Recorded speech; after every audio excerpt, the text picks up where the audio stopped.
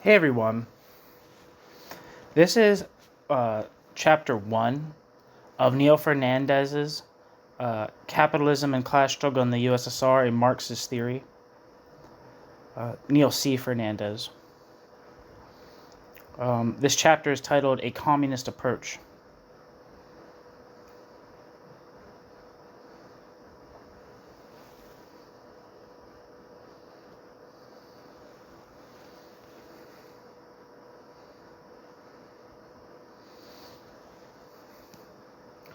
In this chapter, we present the theory and concepts which underlie and inform the work as a whole. Since the nature of the USSR is considered in context below, Chapter 3, as is the class struggle within its borders, Chapter 7, the current chapter is confined to considerations deemed to be the most overarching. Core ideas are introduced according to their usage with any radical tendency which is most usefully described as, quote, theoretical communism, end quote. As will become clear, this tendency's thought has been greatly influenced by the school of autonomist Marxism, especially Negri, from which in particular it takes its strong insistence on the fundamental importance of antagonistic class polarity. One moment.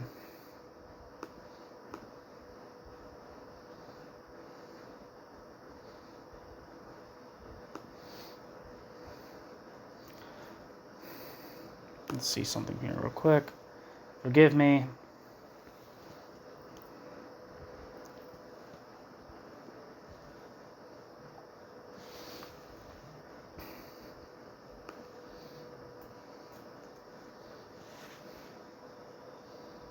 It's a footnote that I'm trying to get to the end notes.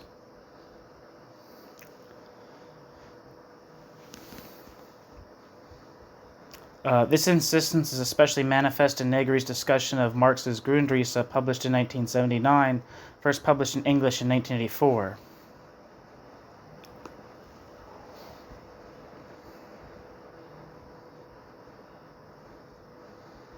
End footnote. But at the same time, it is both eclectic and fundamentally critical. Highly critical, in fact, of some of autonomism's weaknesses. Footnote. See the criticisms made in notes 13 and 21 below. A full critique of the autonomist oeuvre would only be feasible, of course, in the context of an overall consideration of the development and not only of revolutionary theory, but also of autonomous class practice. This would demand both a knowledge of Italian and another book. End footnote. Influences in the present century have also included council communism, especially Pennacook, the Situationist International, especially Debord, and the writings of the French theoretician Barreau. Footnote.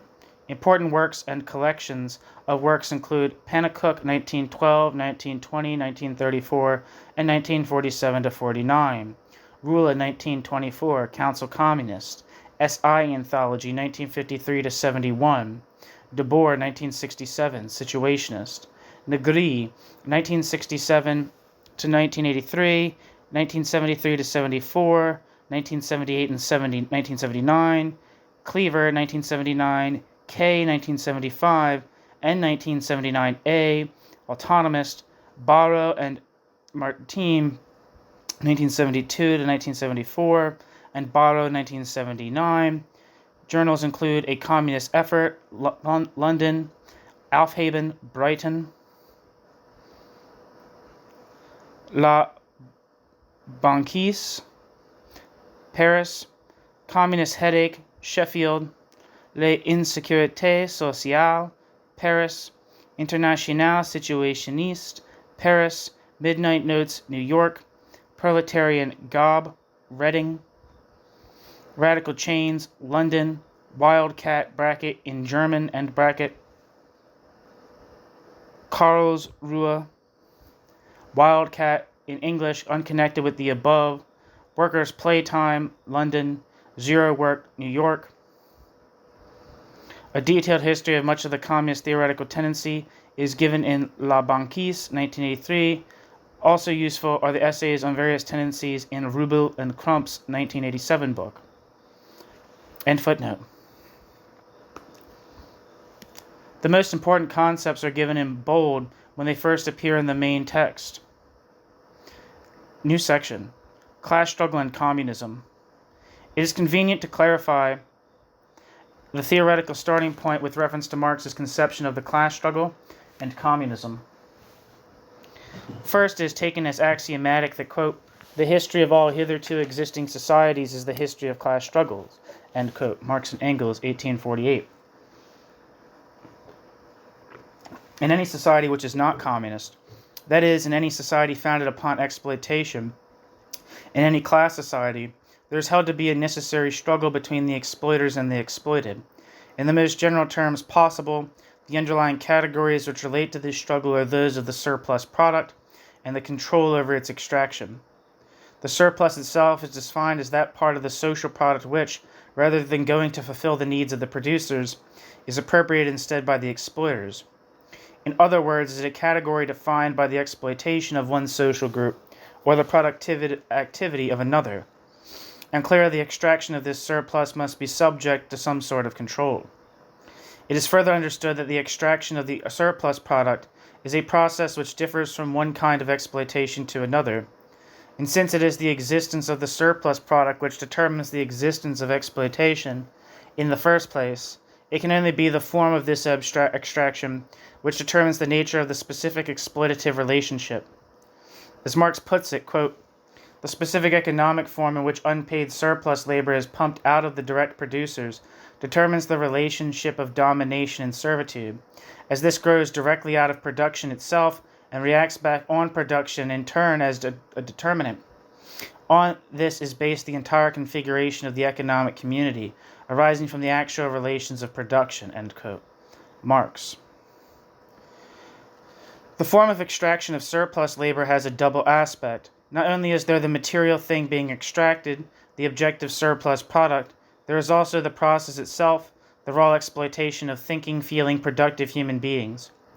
Thus the nature of the overall set of social production relations, or mode of production, can best be defined by two categories which form a pair. These are, first, the form taken by the surplus product, and the second, the form of control that is exercised over its extraction, over the labor which produces it. In determining the nature of the mode of production, these two categories must also determine the overall conditions in which the struggle unfolds between the exploiters and the exploited. Footnote. Under capitalism, the surplus takes a value form and the control over that surplus's extraction takes the form of the wages system, to which we return in Chapter 3. End footnote. Given the unified nature of the specifically capitalist mode of production, under which the exploited have no control even over the production of goods which they themselves consume, it is held that the class struggle under capitalism is an antagonism which expresses itself across the entire society.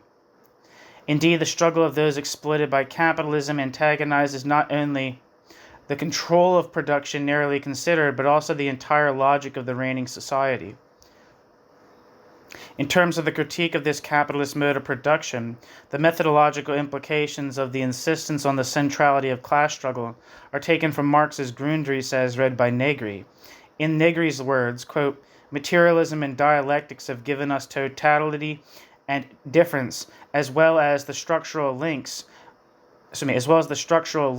which subjectively unites materialism and dialectics.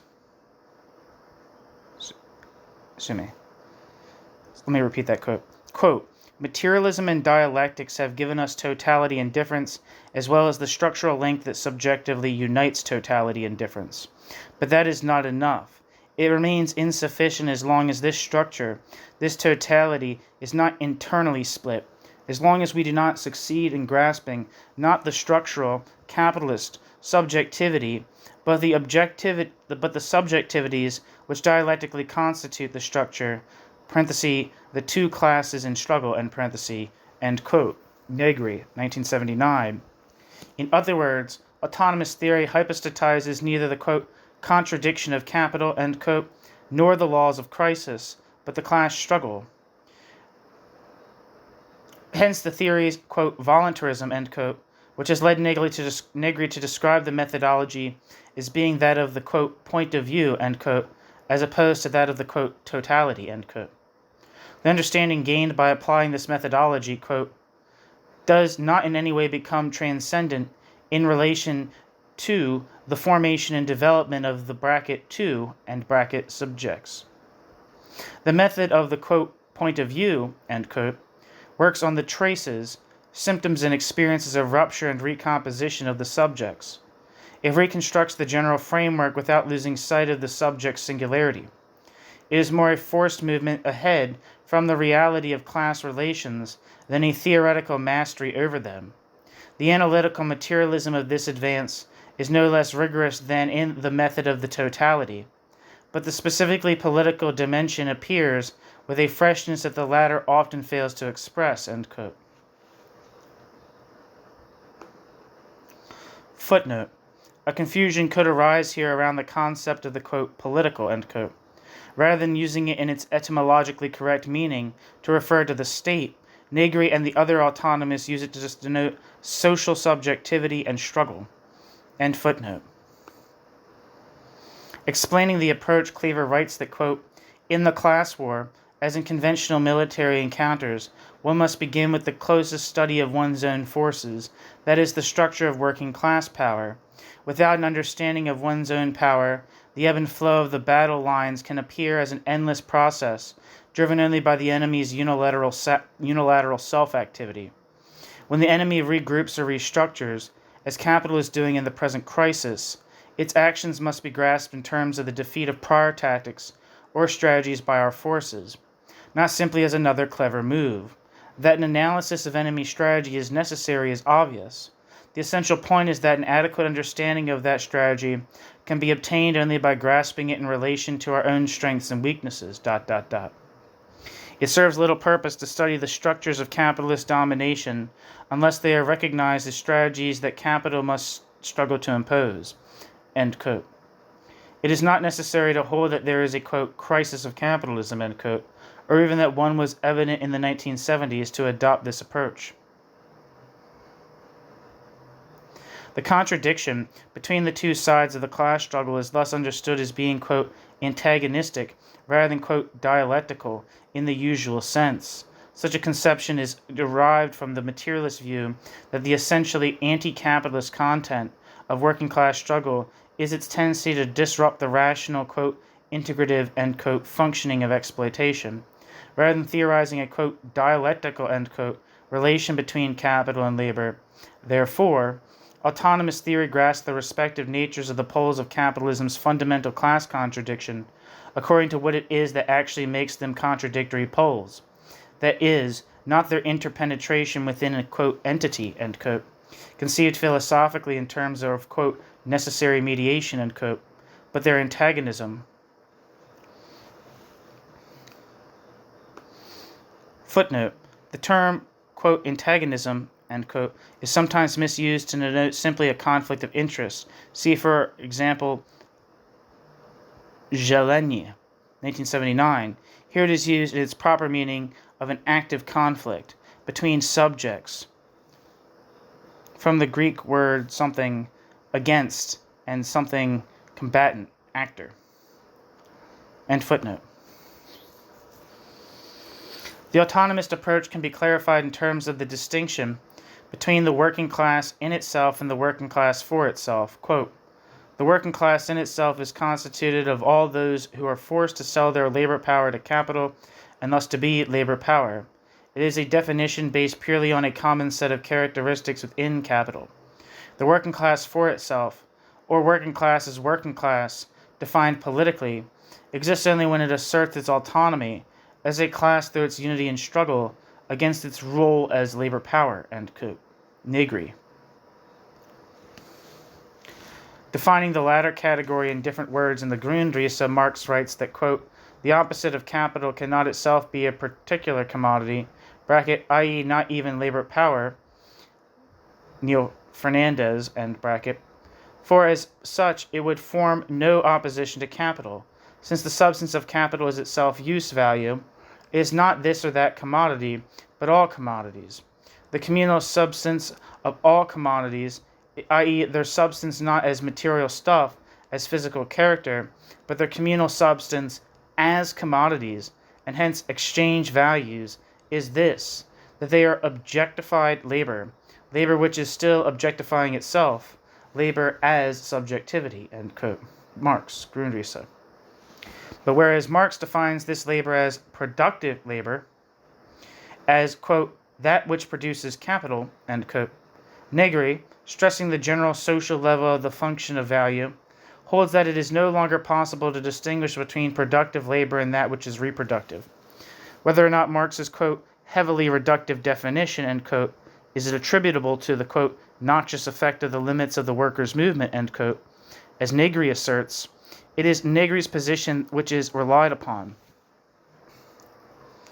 In this connection, it is useful to compare the autonomous position that the development in this connection is useful to compare the autonomist position with that developed by Castoriadis, since in going, quote, beyond Marx, end quote, both emphasize that the evolution of capitalist society is a product of the antagonistic thrusts and parries of two main class subjects.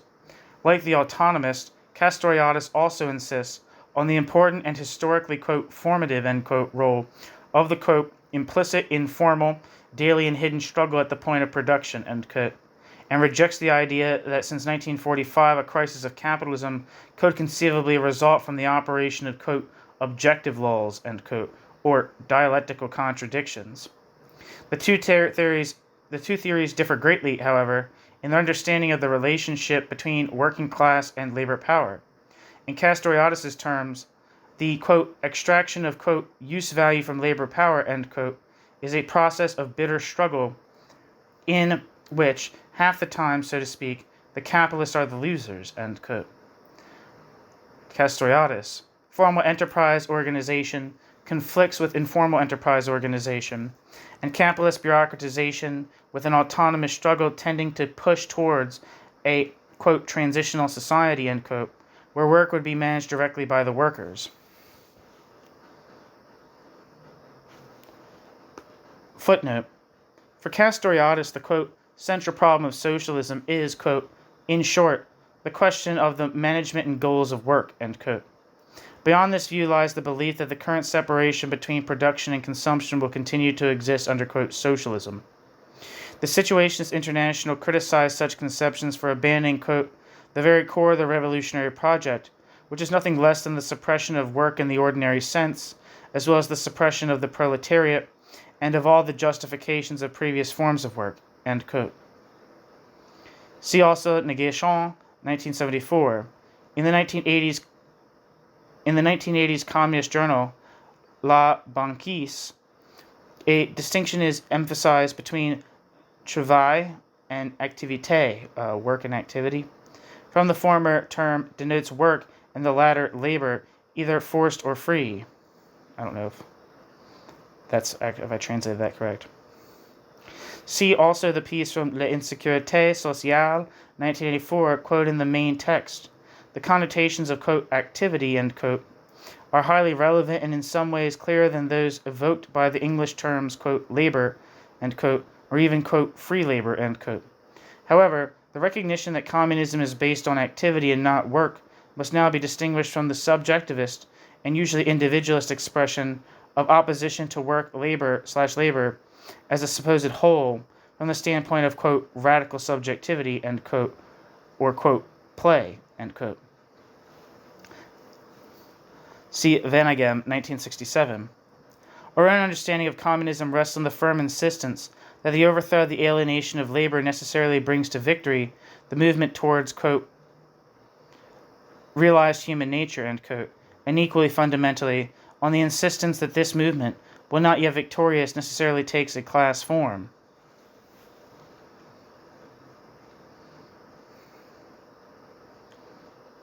End footnote. Outside of production, meanwhile, the class struggle either no longer expresses itself at all, or else is so only in a, quote, truncated and distorted way, end quote. The autonomous view of the class for itself is completely different. Autonomous struggle is not the struggle of, quote, labor power, end quote, against labor power's transformation into a capitalist use value. Rather, it is the emergence within social labor power of the working class as a separate subject. Footnote, quote, the working class is defined by its struggle against capital, not by its productive function, end quote. This refers, of course, to, end quote, Zero Work, 1975, page 3. This refers, of course, to the class for itself. End footnote. As, quote, proletarian self-valorization, end quote, a somewhat ill-chosen term, it relates to use value rather than simply to labor power. This does not mean that Negri is right to view it as the struggle to acquire whatever is thought to have a use. Nor should it detract from the fact that it tends towards a seizure and non-exploitative use of the managerial means of production, towards a new organization of labor. Simply as Negri himself has shown in 1971, it subverts the enterprise form and work, forced labor in general. See also Échange et Mouvement, 1979, Negri 1978, Chapter 4, and Zerzan 1974. And in doing so, it embodies the possibility of the abolition of work and its replacement by what Kay and Mott call the, quote, direct unity of needs and capacities, end quote. In theoretical terms, the categories of, quote, working class in itself, end quote, and, quote, working class for itself, end quote, are brought together again within the category of class composition. For Negri, this is defined as, quote, that combination of political and material characteristics, both historical and physical, which makes up on the one hand, the historically given structure of labor power in all its manifestations, as produced by a given level of productive forces and relations, and B, on the other hand, the working class is a determinate level of solidification of needs and desires as a dynamic subject, an antagonistic force, tending towards its own independent identity in historical political terms, end quote. Negri. The class composition of the working class is defined by the class struggle. Yet there are no autonomous studies of the history of the USSR. Footnote.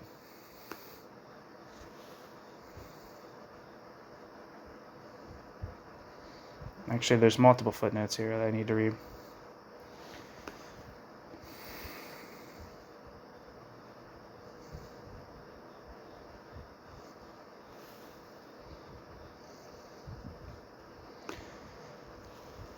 Seen from the point of view of capital, groups of dispossessed people undoubtedly exist who are outside the employed workforce, but who are still, quote, working class, end quote, in the sense that they are worth being paid, directly or indirectly, for being, quote, productive, end quote, actually or potentially. These include non-employed dependents of employed workers who help to reproduce another person's labor power, both physically and psychologically, for example, housewives, those whose capacity to sell their labor power is expected to appear in the future, for example, workers' children, the employable unemployed and sick, and many refugees, and the nurturers of those who are likely to develop such a capacity. For example, unemployed mothers receiving welfare, or grandmothers looking for children whose parents are out of work.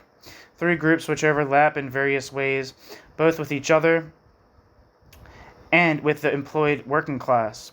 The relative sizes of the different groups is evidently subject to considerable variation, but in the Soviet context we would cite as an example the immense amount of work done by single, widowed grandmothers in caring for future workers, an economic fact very closely related to the low level or non-existence of official unemployment. In addition, even those retired workers and permanently unemployed people who do not fall into any of the above categories, for example, some unemployable single mothers whose children have grown up, and some of the unemployable disabled, often play a role in the psychological reproduction of employed labor power, and in this sense, they too can be, quote, productive, end quote.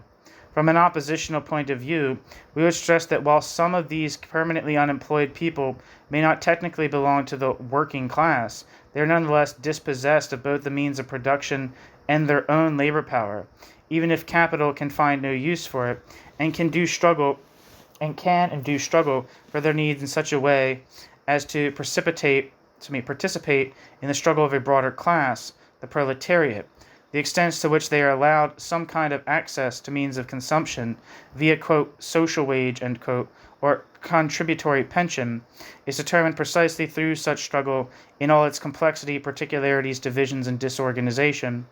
Its organization in subjective unity, successfully restricted by capital to a local level, and evidently subject to numerous mediations, and, to a not completely negligible degree, its existence as a global totality.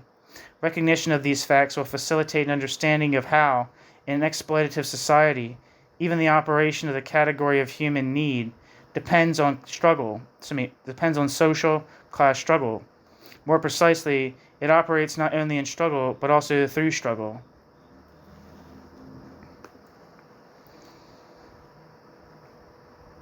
And footnote. Negri's exact words are that, quote, use value is for the proletariat an immediate revindication and immediate practice of power, end quote. Negri. End footnote. Footnote. For an autonomous influence view of class struggle in the USSR, see Chapter 7 below. For a brief comment on Negri's marginal comments on the struggles in Eastern Europe, see the first footnote in Chapter 6. End footnote. As yet, there are no autonomous studies of the history of the USSR, so an example of the application of this approach is perhaps best provided by Negri's work on Keynesianism, published in 1968. In the beginning, Negri argues, Keynesianism appeared as a response by capital to workers' success in making wages, quote, sticky, downwards, end quote. By tying wage increases to productivity increases, the bourgeoisie attempted to harness working class struggle as a sort of motor of economic development. Quote, with Keynes, capitalist science takes a remarkable leap forward. Capitalist science recognizes the working class as an autonomous moment within capital. With Keynes' theory of effective demand, Keynes introduced into political economy the political notion of a balance of power between classes in struggle, end quote.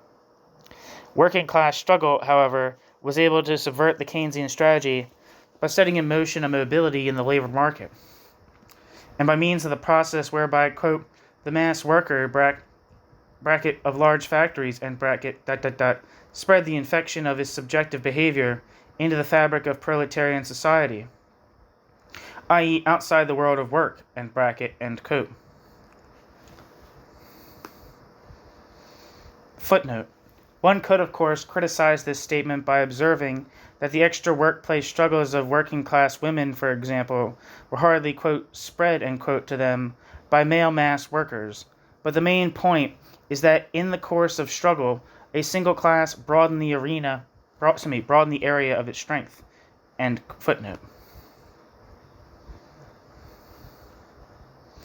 Capital's response this time was both political, as evidenced by the Italian repression which began in 1979, see Red Notes 1981, and directly economic, as demonstrated by the increasing parcelization of industrial tasks, the growth of part-time and precarious work, and the rise in unemployment, sickness, and homelessness fueled and institutionalized by the, quote, Thatcherite, end quote, free market offensive.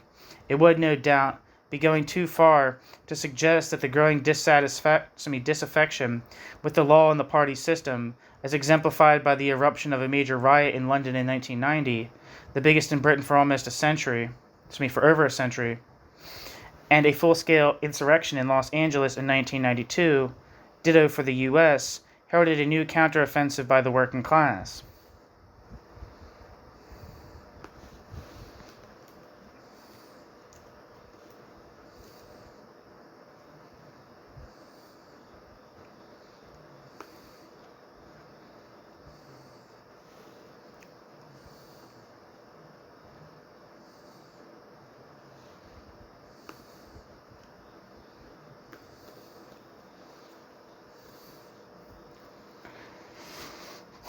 Wikipedia. The poll tax riots were a series of riots in British towns and cities during protests against the community charge, commonly known as the, quote, poll tax, end quote, introduced by the Conservative government of Prime Minister Margaret Thatcher.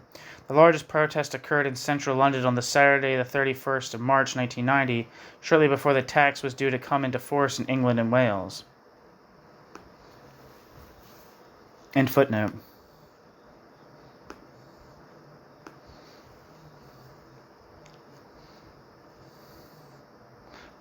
not end footnote, back to the text.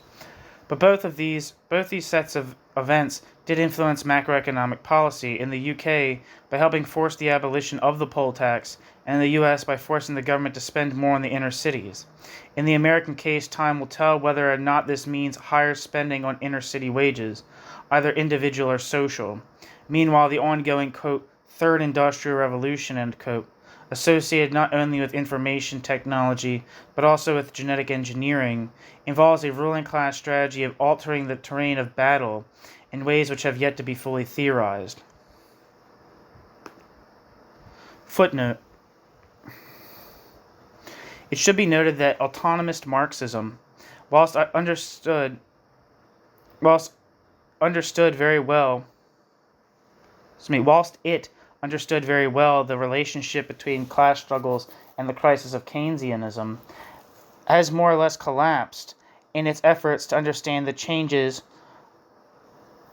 of the 1980s and 1990s. Either has fallen into a kind of post-Frankfurt School concentration upon, quote, difference, end quote, focusing on, quote, culture, end quote, in a way formerly associated with various left-wing intellectuals from Gramsci to Barrow, albeit with the more modern terminology of, quote, plurality, end quote, multiplurality, end quote, quote, plurality, end quote, multipolarity, end quote, and, quote, information, end quote. See, for example, Guattari and Negri, 1985, Negri, 1990, and Witherford, 1994, or else it is theorized the supposedly subversive nature of the politics of single-issue campaigns. See Cleaver, 1989, thereby tending to block off its escape routes from subcultural anti-imperialist leftism. For the rudiments of a much more useful and classist discussion of the information revolution and the present changes, see Tillium, 1994. End footnote. The methodology is clear. The complexity of historical change and continuity is exemplified not in terms of the internal contradictions of capitalism, nor those of its administration, but in terms of the antagonism between two subjects. On the one hand, capital's dialectic, which seeks to harness working class potential to the yoke of capitalist development. On the other, working class subjectivity. Working class subjectivity, which certainly pushes for higher wages, but whose logic is separate, non-dialectical, and, quote, autonomous, end quote. Since this antagonism is understood as being permanent within capitalist society, the view that the working class is essentially passive is consequently written off as a, quote, myth, end quote. Gorman, 1990. The second plank of our theoretical approach concerns the relation between class struggle and communism.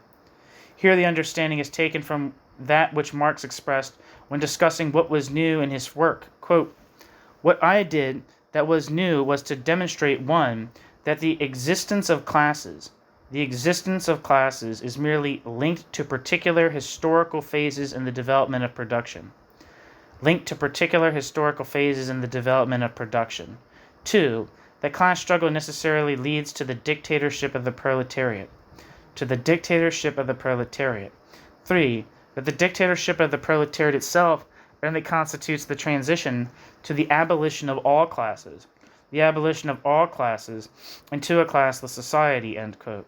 Marx, 1852. This classless society is understood as a world human community in which, quote, the free development of each bracket would be, end bracket, the condition for the free development of all, end quote. Marx and Engels. As the young Marx puts it succinctly, it is, quote, complete return of man to man himself as a social, i.e. human being.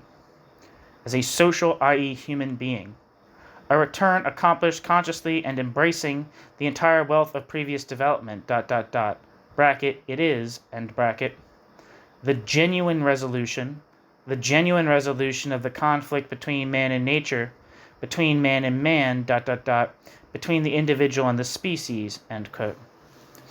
Marx. In such a society, the foundation of capitalism, wage labor, commodity economy, and money would no longer exist. Private property would have been abolished along with nations, the state, classes, and all forms of exploitation. The means of achieving this goal are seen as those of social revolution. Carried out by the international working class, this revolution would enforce what Blanqui and Marx referred to as the dictatorship of the proletariat, the power of the formerly dispossessed, and all who join them, to bring non-exploitative social relations to complete victory against exploitative social relations and those who defend them.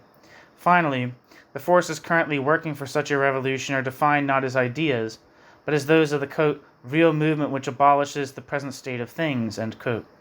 The, quote, old mole, end quote, undermining capitalist domination in the here and now. This much would seem familiar. The ideologies and practice of opponents of communism, however, often employed in the name of communism itself, a phenomenon Marx and Engels observed as early as 1848, suggests that further clarification is required. Communism implies the elimination of work in favor of a, quote, new type of free activity, end quote. Situationist International, 1963. See also Marx and Engels, 1846, and Situationist International, 1961.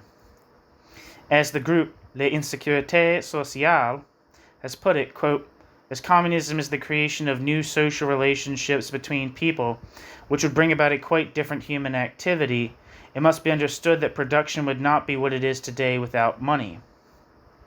If we can, for want of a better term, still speak of production, to express the process by which a part of human activity would be devoted to reproducing existence, and in which would be expressed the human ability to create, to innovate and to transform, the disappearance of exploitation and the abolition of money would mean that this production would not involve the subjection of people to it, since it would be they who would decide its aims, its means, and its conditions. It would therefore be an expression of their humanity and would not strip them of their of other dimensions, parenthesis, love, play, dreaming, etc. End quote. L'insécurité sociale. Moreover, quote, along with the disappearance of commercial value, would it disappear the division of the human being into producer and consumer. In communist society, consumption would not be opposed to production, since there would be no contradiction between being concerned with oneself and concerning oneself with someone else, ... Unless this was imposed by the nature of a product, people would no longer need to hurry all the time, as they would no longer be constrained by the necessity to produce commodities. The, quote, consumer, end quote, would not be able to blame the, quote, producer, end quote, for what he or she did by invoking that the money that had been paid once none would be given in exchange, but simply to criticize from the inside, not from the outside. What would be at issue would be their common effort, end quote. L'insécurité sociale. It should perhaps be added that this is not a novel vision. Such a goal is seen as incompatible with all conceptions of a transitional society. See Buick, 1975. If that's in reference to the article that I think it's in reference to, check out the piece titled "The Myth of the Transitional Society" by Adam Buick on this channel. The creation of communism is accepted as being something processual, but is identified with the direct communization of social relations, rather than with the onset of a stage accessible only after a transition through, quote, socialism, end quote. See the journal La Banquise et l'Insécurité Sociale, 1984. The, quote, transition to the abolition of all classes, end quote, is thus understood in very straightforward fashion. It is the process of replacing capitalist or other exploitative social relations with communist social relations. In Negri's well-chosen words, quote, it is not the transition that reveals itself and eliminates itself in the form of communism, but rather it is communism that takes the form of the transition, end quote. I'm going to reread that because it's all in italics. Quote, it is not the transition that reveals the transition self and eliminates the transition self in the form of communism, but rather it is communism that takes the form of transition, end quote. Negri. It is recognized, of course, that the controller of capital will not give up the means of production and hence their command over labor power peacefully. On the contrary, the controllers of capital will make maximum use of their most important weapon, the capitalist state. Being an obstacle of an essentially military nature, this can only be destroyed by military means. To enable the spread of non-exploitative, non-monetary social relations, it will therefore be necessary to wage class war against the state on a world level. And the organization of the revolutionary side in this war is what we define as the dictatorship of the proletariat. This, however, does not imply that the social revolution is dependent upon a prior, quote, political, end quote, revolution, understood as the appropriation of, quote, political power, end quote. One cannot deduce from the need for anti-state action that there must also be a process of, quote, political transition, end quote, which must first reach completion before the process of social change can begin. For even while means are being employed which will not exist after the victory, that is, violent means, the achievements of the revolutionaries are always in essence social. For even while means are being employed which will not exist after the victory, that is, violent means, the achievements of the revolutionaries are always in essence social. In short, the liberated area grows. Some sort of centralized organization will be necessary, certainly, for constructive reasons as much as destructive ones. But there is no point in calling it a, quote, state, end quote, because there is no intervening, quote, political, end quote, period between the revolution and communism. Being above all social, the revolution is the transition. The revolution is the communization process. The periodization is therefore as follows. First, for a short time there is the organization of violent action to destroy whatever obstacles cannot be destroyed in any other way. Yet this violence comes to an end. Next, this violence comes to an end. Constructive aims are pursued and other obstacles tackled and removed, both during the war and afterwards. The difference between the revolutionary transition and the establishment of a new political regime or a new kind of state can only be understood in terms of the non-institutionalization of revolutionary struggle. Since the revolution would cease to be a revolution were it to institutionalize its relationship with its enemies or to seek to do so, the dictatorship of the proletariat cannot but be anti-statist. See Pannekoek, 1912, and De Boer, 1967. Footnote.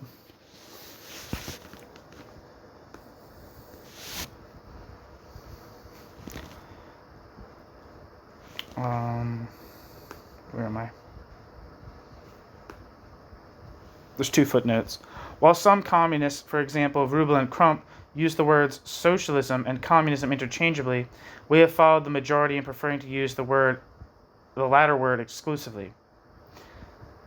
End footnote. Footnote. See also Ryan's discussion of Negri's work on the State Forum 1977, which is yet to be translated into English. Quote, law is the form of relationship between the organization and command of exploitation, ... There is no proletarian law. Therefore, in the transition to communism, law founded on antagonism will become extinct. The state of law would no longer be possible, end quote. Ryan, 1993, referring to Negri, 1977.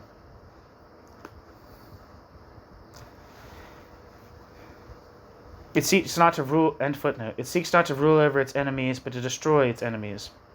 Of course, this does not mean that some of its former enemies cannot become friends, but what does mean is that the power of the self-abolishing proletariat necessarily involves the intensive and extensive spread of communist social relations. Footnote. Thus, from this point of view, the concept of the defense of the revolution is meaningless. End footnote. It seeks not to rule over its... So where am I at? That is its whole point. Here, as Pannekoek puts it, quote, sword and trowel are one, end quote. Pannekoek. In relation to the construction of the new society, the further point can be made that communism is conceived of as Marx understood it in 1844, that is, as undifferentiated into phases, rather than as he described it in 1875, as consisting of a, quote, first phase, end quote, where distribution would be according to work.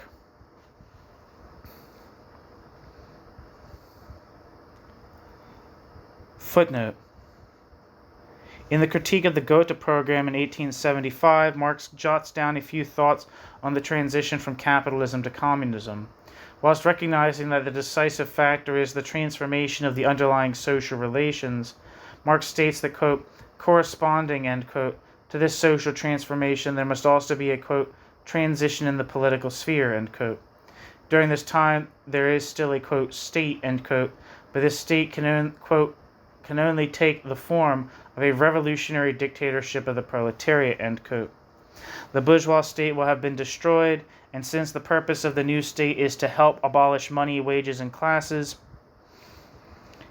it too ceases to exist at the moment of these relations' final disappearance. In fact, it is in its nature to wither away from the moment it is set up, even after it has disappeared, though the new communist society is still, quote, stamped with the birthmarks, end quote, from the society out of which it has emerged. Social development, in other words, and one should note that Marx does not portray the, quote, means of production as, end quote, as determinate, is insufficient to allow the free distribution of everything according to need. In this, quote, first stage, end quote, of the stateless, moneyless, classless society, it is thought some kind of rationing would be unavoidable, and Marx makes a suggestion that this would be best organized according to labor time vouchers. Only once people have freed themselves from, quote, subjugation, to the division of labor, end quote, and only once the, quote, all-round development of individuals, bracket, had, end bracket, increased their productive powers, end quote, can the, quote, more advanced phase then begin, end quote, and rationing to be dispensed with. This view, espoused consistently by Buick, 1975, 1978, and Chattopadhyay, 1994, although Buick disagrees about labor time vouchers and argues that the, quote, political transition period, end quote, will be very short, is somewhat different from our own. At the same time, however, it is radically opposed to the usual leftist view on the, quote, economics of transition, end quote. Thus, the latter holds that money, the state, wages, and classes would still exist in a, quote, transitional society, end quote, and the basis of which would supposedly be the, quote, hybrid combination, end quote,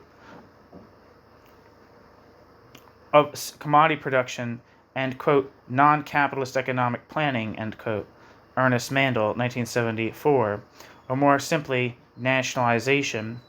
Trotsky even writes that the transition from capitalism to socialism in the USSR must actually mean the, quote, extraordinary extension, end quote, of commodity relations. Marx's view of 1875 is equally opposed to the Leninist view of the, quote, politics of transition, end quote. In generalized form, this states that in each country the, quote, transitional, end quote, economy, complete with money, commodities, and wages, would be administered by a, quote, socialist, end quote, national government, or a, quote, socialist state, end quote, supposedly until the material means of production were sufficiently developed for it to cease to exist. See Trotsky, 1936, page 45 to 56. I'm assuming that's Revolution Betrayed. Whilst Marx, though, found no use for any concept of a, quote, socialist state, end quote, the gap between Marx and Leninism is considerably greater than it might be inferred even from this. For example, Lenin's assertion in The State and Revolution that, quote, under communism there remains for a time not only bourgeois right, but even the bourgeois state, without the bourgeoisie, end quote, Lenin, 1917. On a practical level, this corresponded to the Bolsheviks' inheritance of the state apparatus formerly wielded by Tsarism and the provisional government. On a theoretical level, it is not only anti-communist, if the term communist is to retain any meaning at all, it is also an extreme distortion even of Marx's later position. Although rarely expressed openly, this idea underlying the Leninist theory of, quote, transition, end quote, is that even under, quote, socialism, end quote, the workers, assumed still to be a distinct class, exclamation point, will not be particularly inclined to produce. Thus they will have to be subjected, by their own, quote, representatives, end quote, to a combination of economic incentives and political, that is, quote, represent that, and that is parenthesis that is state mediated and parenthesis discipline. At this point, one can see how reformism, substitutionism, and the belief that the working class on its own is incapable of reaching a revolutionary conscience and making a social revolution form a single whole.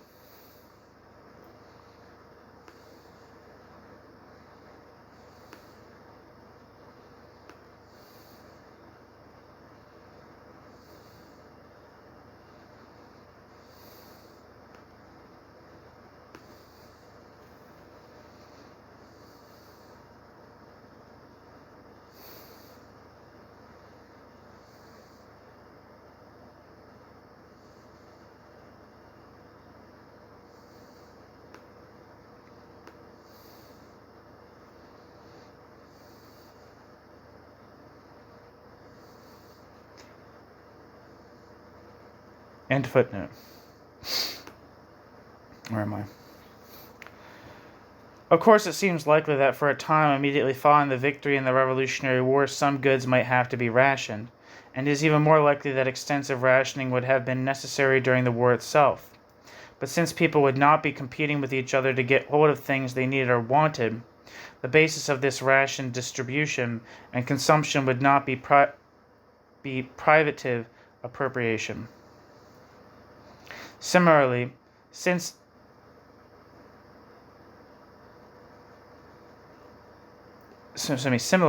the production of important things would be an issue for everybody, collectively and subjectively, nor would the basis of production be private labor.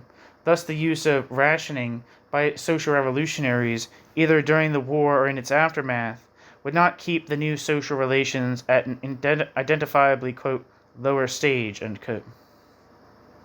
Indeed, we would go further and state that even long after monetary relations and the state had disappeared globally, there might occasionally arise circumstances when the inhabitants of a communist civilization might make use of rationing, and in doing so, they would not be putting the overall social relations in any danger. The reason for this is that neither during the transition nor during the subsequent unchallenged reign of communist social relations would the type of, quote, scarcity, end quote, which might lead people to organize rationing be comparable to the enforced social relation of scarcity formerly associated with commodity exchange and the concomitant atomization of individuals. See Fernandez, 1984. Rather than being a problem for the individual, it would be a problem for the community. In rejecting the theory of stages, we are not arguing that communist civilization, once victorious, would become static. Communist society would indeed advance, both in the negative sense of solving the remaining problems inherited from the old society, and in some positive sense of changing and exploring the natural environment and developing human needs and potential. But the point regarding distribution is essentially the same as the point we have made regarding the overthrow of the state. Communist organization does not organize that which is not communist. Finally, we have asserted that the forces already at the proletariat's disposal are understood as constituting a social tendency which is inherently antagonistic to capital. In accordance with the materialist methodology, therefore, the insistence on proletarian autonomy excludes any idea that the class by itself is incapable of developing revolutionary consciousness. If the proletariat is capable of overthrowing capital by intensifying its struggle, then ipso facto, it is capable of achieving the required consciousness. No overlap is imagined between this communist conception on one hand and that of Kautskyist-Leninist, quote, injection, end quote, of consciousness on the other. See Lenin, 1902. See also Barrow, 1977.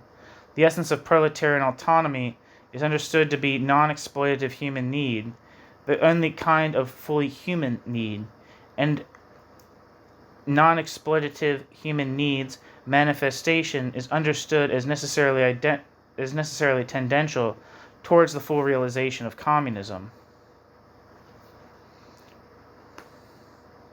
Footnote, or as Marx put it, quote, when the proletariat proclaims the dissolution of the existing world order, the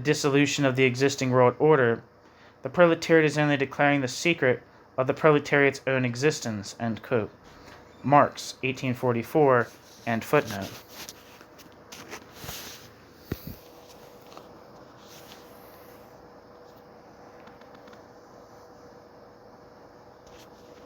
New section. Against incorporation. On the basis of the above understanding, critics have also made use of further concepts of a more specific kind. In the main, these have been developed in relation to capitalism in the West, but in order to illustrate the radicality of the view taken of class antagonism, we shall list some of them here. They cannot, of course, be applied automatically to non-Western capitalism, but they will nonetheless help to illustrate the meaning of the insistence on proletarian autonomy.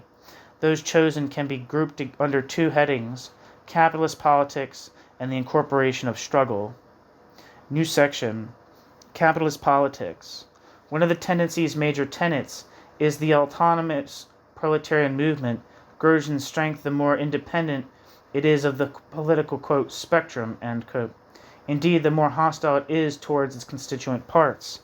Thus there is the concept of capitalist politics, understood as comprising the entire tableau from extreme right to extreme left.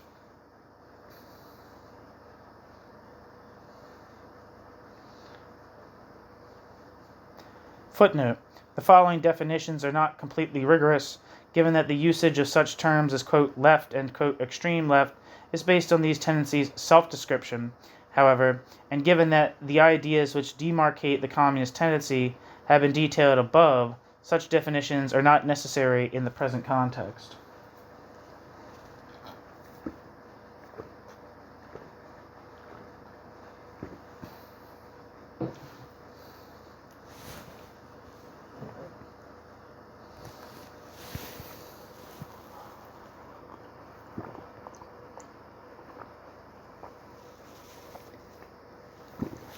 Excuse me.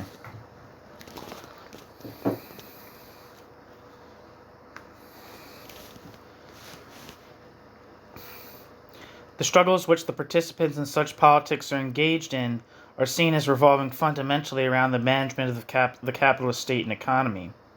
Du Bois further explained how, quote, the historical moment when Bolshevism triumphed for Bolshevism's self in Russia and when social democracy fought victoriously for the old world, marks the inauguration of a state of affairs which is at the heart of the domination of the modern spectacle. The representation of the working class radically opposes that representation of the working class's self to the working class, or radically opposes that representation's self to the working class, end quote. Du Bois, 1967. In the past century, this representation has often been associated with the non-communist idea that changes in the existing society, such as an increased dose of nationalization, participation, welfare expenditure, social mobility, or, quote, planning, end quote, would amount to the creation of a new one. Specific terminology is therefore needed to denote those sections of the capitalist political spectrum which propagandize about the need for, quote, socialism and, quote, communism, and aim to build a base in the working class. These are divided as follows. Footnote. Communist usage of the terms, quote, left, quote, extreme left, and, quote, ultra-left in these meanings was developed in Western Europe, particularly in France. Even in this region, though, these politics have undergone a major decline, as the intra-capitalist struggles between left and right has fallen in importance on the general basis of a victory of the right. Many former left-wing parties, such as the British Labour Party, have actually joined the right. End footnote.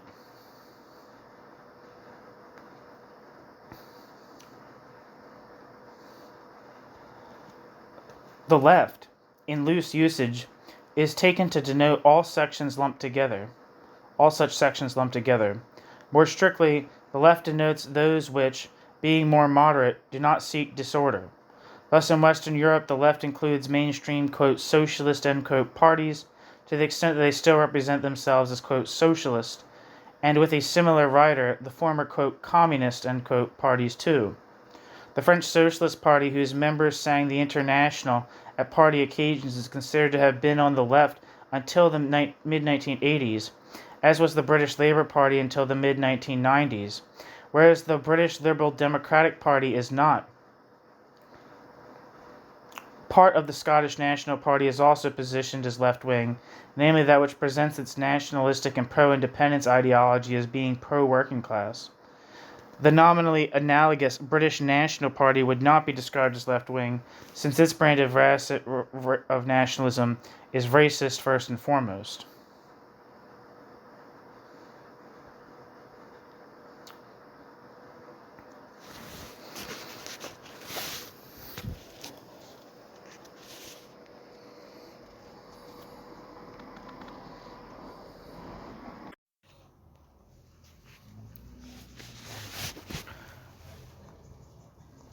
Extreme left and leftists, from the French gauchiste, are the terms used to designate groupings which are more extreme than the left.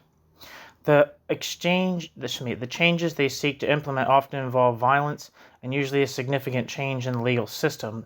Whereas Trotskyists stress nationalization, anarcho-syndicalists stress the power of unions and industry, and, quote, red greens, end quote, the need for comprehensive environmental policy. Much of the energy of these groups is or was spent on denouncing the, quote, official, end quote, left as insufficiently representative of the working class or as, quote, treacherous, end quote, with the implication that working class people should switch their support away from the politicians of the left to the politicians of the extreme left. Correspondingly, most parts of the extreme left have a Leninist conception of the division between, quote, political and, quote, economic struggles and adopt a quote, substitutionist, end quote, position on class consciousness.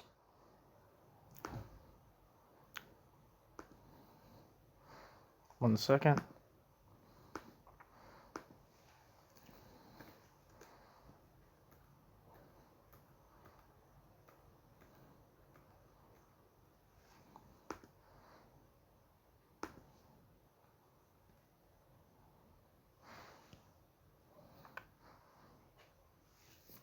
Footnote. It is worth pointing out this context in this context that some communists have argued with substantial justification that the autonomists did not, in practice, break effectively with leftism even at the peak of their influence in the 1970s. Specifically, neither political vanguardism nor national liberationism were ever put properly into question. Despite its path-breaking theoretical contribution, autonomism cannot therefore be seen as part of the communist tendency in the same way as groups and journals of an anti-vanguardist and anti-nationalist orientation. We would suggest in partial explanation that although autonomous Marxism always had the strength of being commendably, quote, up-to-date, and indeed forward-looking, it also had the weakness of being unable, even in the 1970s, fully to compensate for its lack of a fruitful encounter with earlier communist theoretical contributions, particularly those of the council communists and situationists. Bologna, for example, in discussing in a comparative context the Workers' Council's movement of 1918 in Germany, fails altogether to consider the practical and armed force of the council communist workers' organizations which arose as part of that movement. See Bologna, 1972. Despite Bologna's useful concentration on class composition, especially in the United States, Bologna's omission to consider the ideas and experience of European Council communism can then reinforce Bologna's assumption that Russian Bolshevism was still some kind of proletarian manifestation, even as late as the Civil War. Such views in turn reinforce the failure to reach a full rejection of partyism. This is bringing me back, actually, just as a side note for myself, this is bringing me back to, there's I can't remember what the hell you call it. It's something in German where you write like a book, like, you know, when an older intellectual gets old, people start like, we're making books like in their honor, right? So for instance, like in Germany, they had one for every year, like every 5 years for Johannes Agnoli, right? And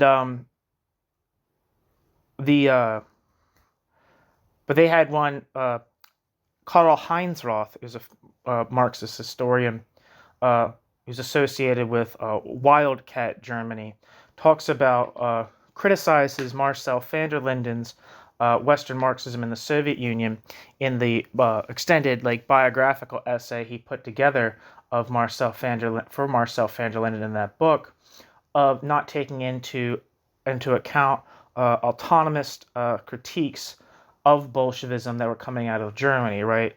The autonomist, like this book, what I'm reading right now, this is from the 90s, so it's a bit later.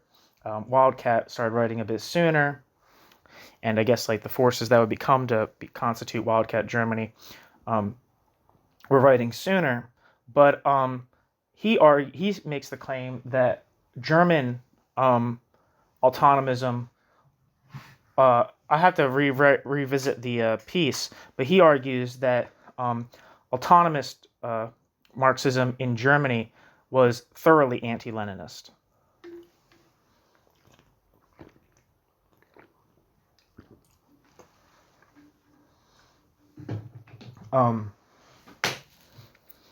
Yeah.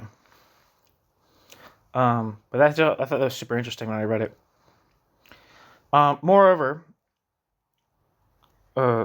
such views in turn reinforce the failure to reach a full rejection of partyism. Other question I have, I thought to myself, is where is autonomist Marxism today? Who's representing it? Are still people writing in this tradition? Are people still calling themselves this? What's the deal? Or do they all just kind of fall into the overall category of communization people? Anyway, moreover, autonomist Marxism, unlike situationist theory, has little or no concept of false consciousness, but a theoretical understanding of the fact that the working class necessarily holds power, which is tendentially disruptive of the realization of capitalist imperatives, so long as it remains united to a full understanding of means of integration, can quite feasibly allow a movement from the original, quote, workerism, end quote, apparismo, of the 1960s towards a positive appraisal of various kinds of accommodation, or at least to an abdication from the need to criticize them wholesale. The idea of global communist revolution can then be shifted towards a concept of the, quote, permanent, end quote, contestational occupation of a militant or subcultural, quote, area of autonomy, end quote, corresponding in fact to a form of self-management. Such a concept does not appear to be completely contradictory to the idea of autonomist Marxism as it is understood by Cleaver, who coined the term. Oh, that's interesting.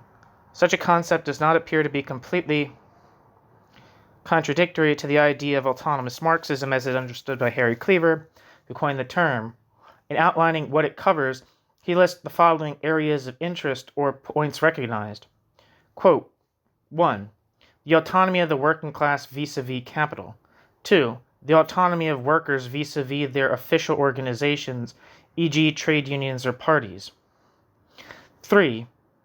The autonomy of various sectors of the class from each other, e.g. that of blacks from whites, women from men, etc. End quote. Cleaver. We would argue that from a communist point of view, it is point 1 that is essential, and that whilst that directly implies point 2, it does not imply point 3. And remember, point 3 being the autonomy of various sectors of the class from each other, e.g. that of blacks from whites, women from men, etc. There's a piece by Gilles Devey that's titled Towards a Critique of Political Autonomy, or a critique of political autonomy. And I think it's about this kind of these various notions of separation that are present in autonomism. I can't remember, though. It was one of the first Marxist pieces I read, because that was kind of around the punk anarchist milieu that I was around.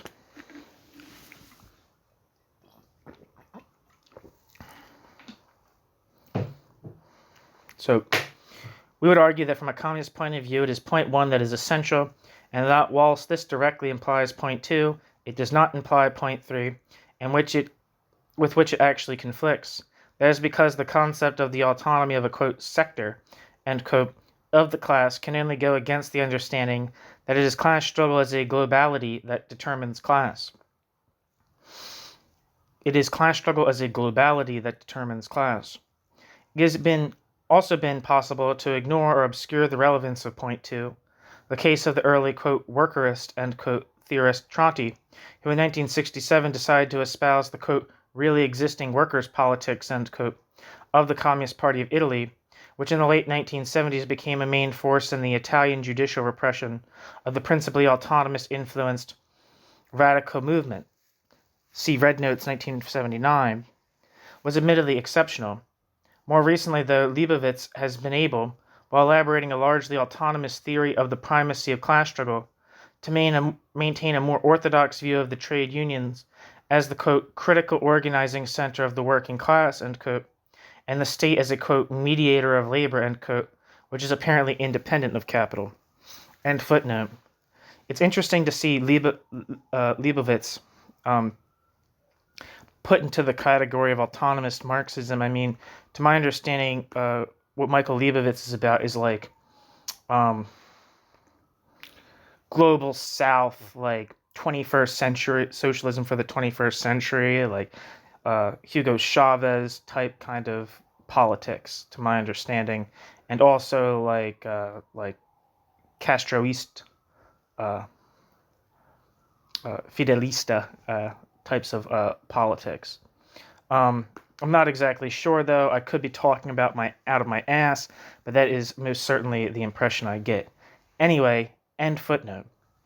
The term ultra-leftist is used to describe those sections whose ideas are more radical than those of the left, the Leninist and anarcho-syndicalists, but who are nonetheless loath to reject ideas and forms of activity which conflict with the communist project.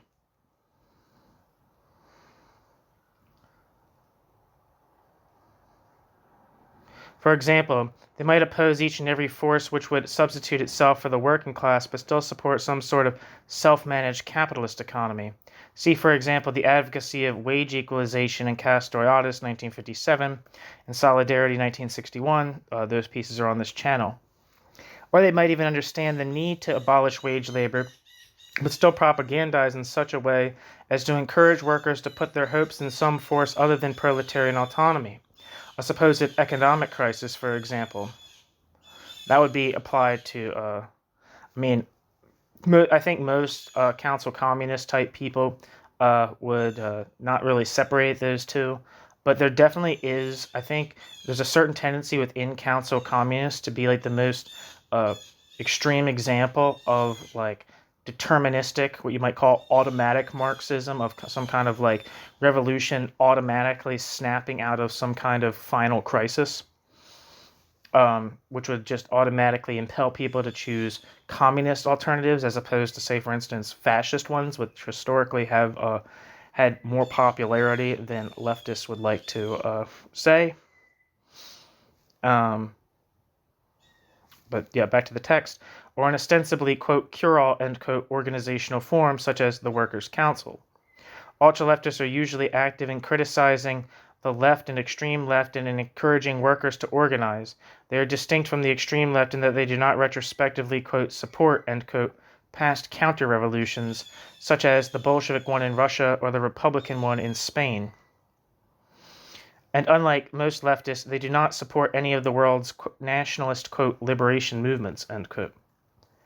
Another political term which needs to be mentioned is democracy. Democracy is understood as involving a form of relationship between the capitalist state and capitalist civil society, such that established by bourgeois political revolution.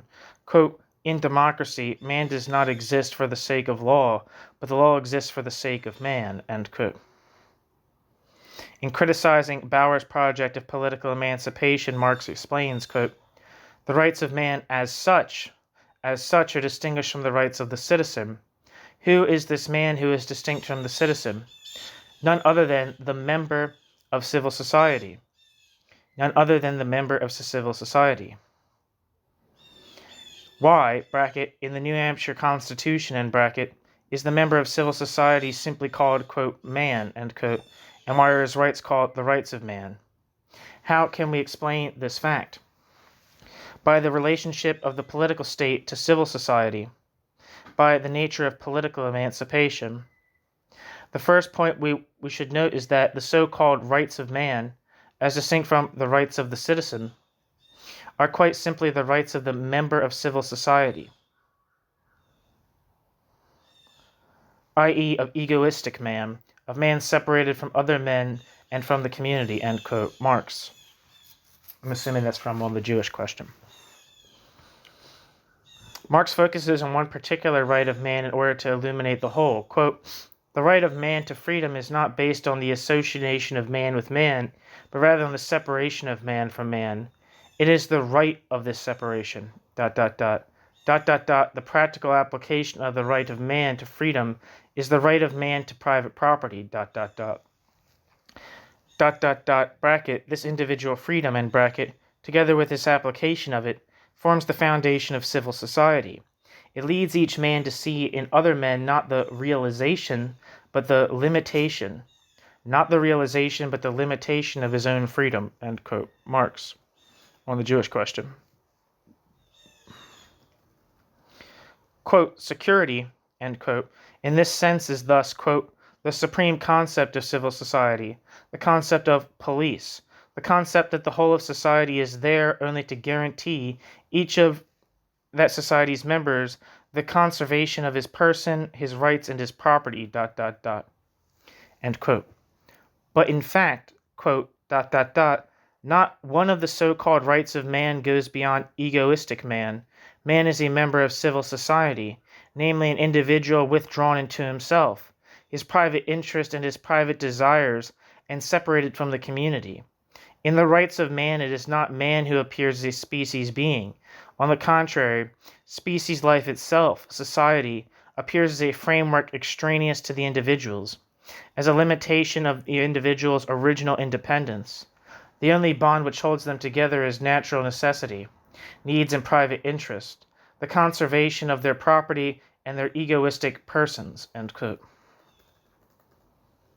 Marx, on the Jewish question.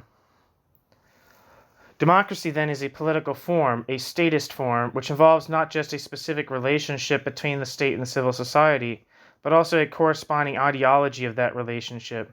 Everyone who is a member of civil society, otherwise known as the, quote, people, end quote, the, quote, public, the, quote, country, or the, quote, nation, and capitalist democracy intends this to mean virtually everyone who lives on the territory claimed by a given state, or at least everyone who is adequately accessible to the means by which that state spreads its ideology, and who is not a, quote, foreigner, end quote, is also portrayed in some sense as a, quote, member, end quote, of that state, or in other words, as a, quote, citizen, end quote.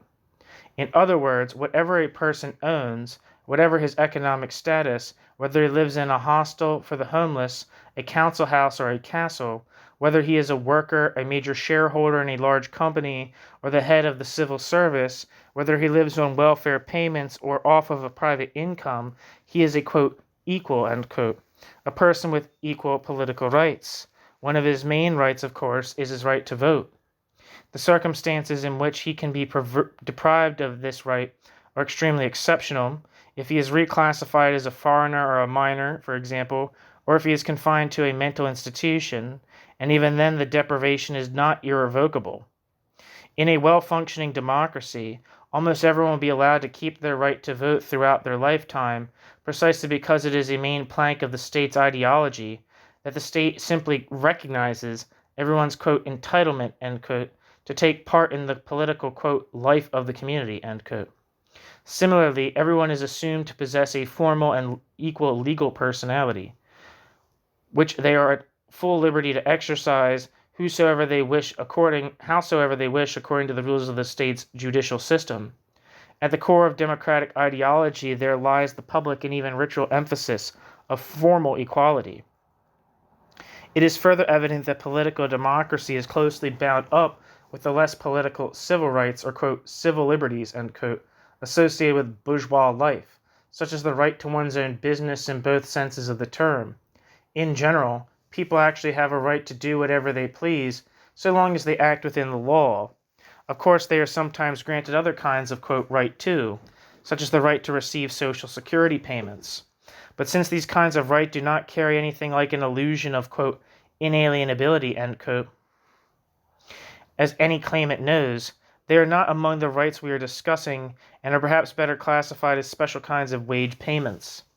Depending on the relation of forces in the class struggle, these latter rights can be removed under democracy, or indeed they can be granted under fascism. More relevant is the fact that the civil rights associated with political democracy necessarily imply the right of the state to function, and the underlying functions of the state are, first, to embody the organized might of the ruling class, and second, to represent the supposed, quote, general interest, end quote, of a false, cross-class, usually national, quote, community, end quote.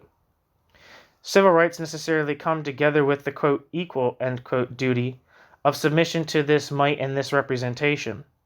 And like political rights, they are ideally independent of who someone is and what their relationship is to other people and the means of production.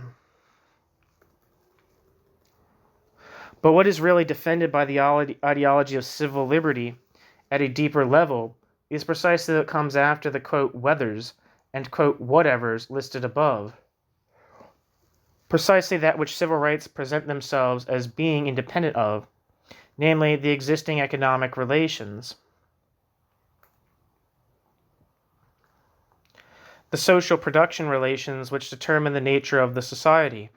The real subtext to the ideology that people in a certain country are, quote, free, end quote, states that workers and employers are actually in the same game, buying and selling, and no one, however rich he might be, has any rights that someone else does not, that no one is obliged to sell something he owns at the price someone offers him instead of keeping hold of it, or to buy something he has expressed an interest in and been quoted a price for. That everyone can in principle buy whatever they want as long as they have enough money and the owner is willing to sell it to them, or, in short, that everyone's pound or franc is worth the same, that, quote, money has no smell, end quote. Not by accident did the famous French, quote, Declaration of Rights, end quote, of 1789 recognize the rights of property as natural, inalienable, sacred, and inviolable. When the electoral property qualifications gives way to universal suffrage, these economic rights become a, quote, given, end quote. Something which is held to be, quote, self-evident, end quote. That is, not necessary to justify. Everyone can own money and property, and in advanced countries virtually everyone does. No market is fully, quote, free, of course, but many are often apparently, quote, fair, according to their own rules. Gangsters must purchase their weapons, and members of bourgeois and petty bourgeois networks can be bought one way or another.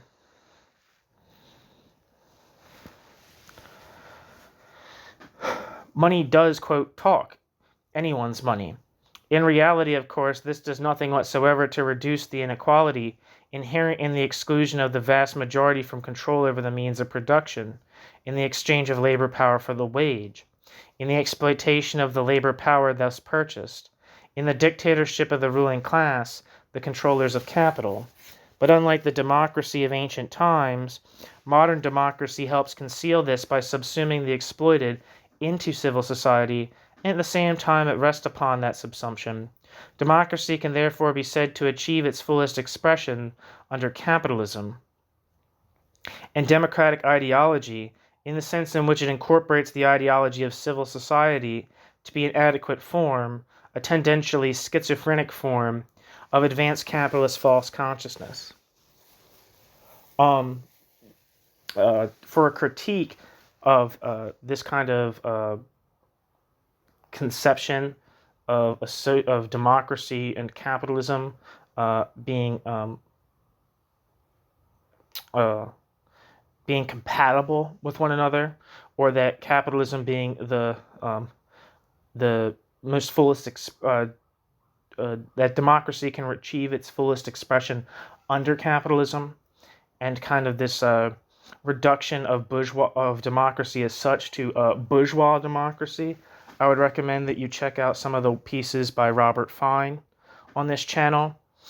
Also, the piece by Ellen Masons Wood, who's something of an expert on this subject, on her piece. I think it's just called Democracy on this channel. Check it out. It's very important stuff. Yeah.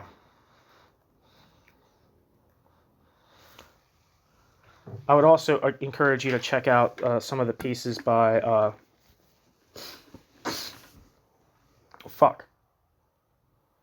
check out some of the pieces by what the hell is his name? Adam Buick, for instance, who talks about similar things in the pieces I have by him on this channel.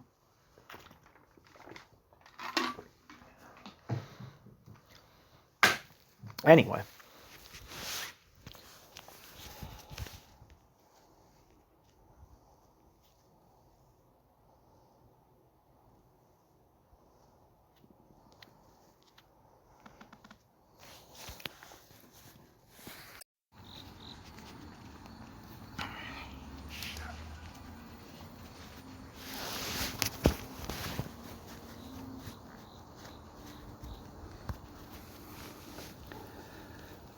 New section, the incorporation of struggle. The concepts given in the preceding section were those denoting the relations of representative capitalist politics. The ones listed in this section relate to the dynamics of class struggle. Proletarian autonomy has been described as something separate from and antagonistic to the logic of capital. Since this logic is understood as one of harnessing working class potential, it follows that the advancement of autonomy implies resistance to the imposition of mediated, quote, negotiated, end quote, institutionalized forms of struggle. Conceptual tools are therefore required in order to be able to understand the meaning of incorporation. It is necessary to begin by emphasizing that workers' autonomy is a reality, and that to see it as purely interstitial within a context of incorporation would be to adopt the viewpoint of capital, or rather, the viewpoint which capital would like to be able to have. As Negri puts it, then, it, quote, seems, fundamental to consider the totality of the process of proletarian self-valorization as alternative to and radically different from the totality of the process of capitalist production and reproduction. I fucking hate that word, self-valorization of the proletarian. I hate that concept. It's a weird word choice. I realize that I am exaggerating the position and oversimplifying the position's complexity, but I also know that this, quote, intensive road, end quote, this radical break with the totality of capitalist development is a fundamental experience of the movement as it stands today. Today, the process of constituting class independence is first and foremost a process of separation, Today, the process of constituting class independence is first and foremost a process of separation,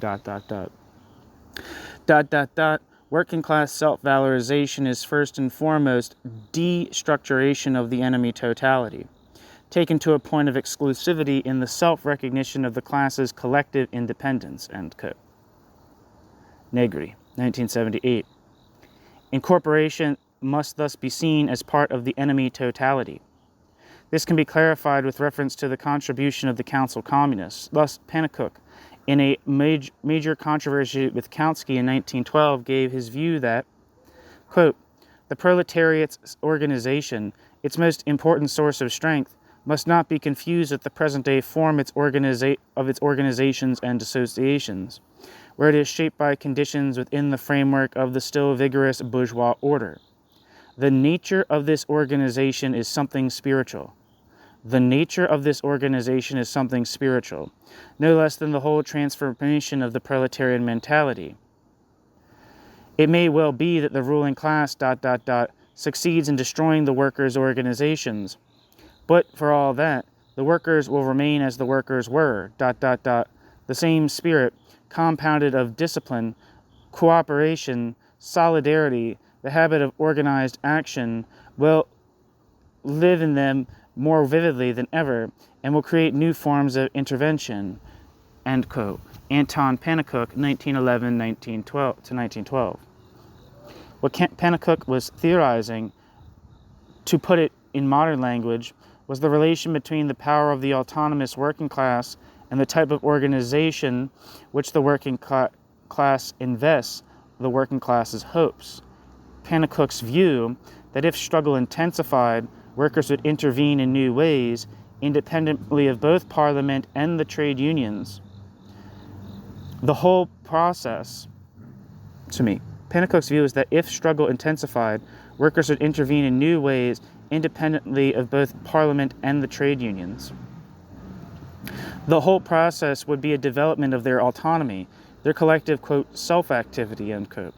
In Germany in 1918, new forms of organization indeed appeared: action committees, factory organizations, and workers and soldiers councils. Workers and soldiers councils, or in German, Raten, A-R-A-T-E-N. In what was a forceful revolutionary movement opposed to both social democracy and trade unionism. The fast-forming, quote, council communist, end quote, tendency, however, did not simply adopt Pennacook's earlier insights. The council communist tendency nuanced the council communist tendency's position in the light of experience. Thus, Otto Ruhle and Otto Ruhle's comrades denounced the official workers' councils after a week, identifying the official workers' councils as a brake on the movement, whilst continuing to advocate the council form. Otto Ruhle and his comrades launched a struggle to create new councils that fought directly for the dictatorship of the proletariat. See Altier and Barreau, which is Gilles Devey, 1976. I think it's Francois Martin and Gilles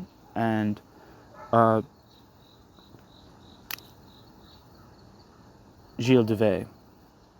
In 1920, Pennacook spoke for the tendency as a whole when Pennacook wrote of the need for proletarian autonomy to mature in opposition to incorporative forms of organization. One moment.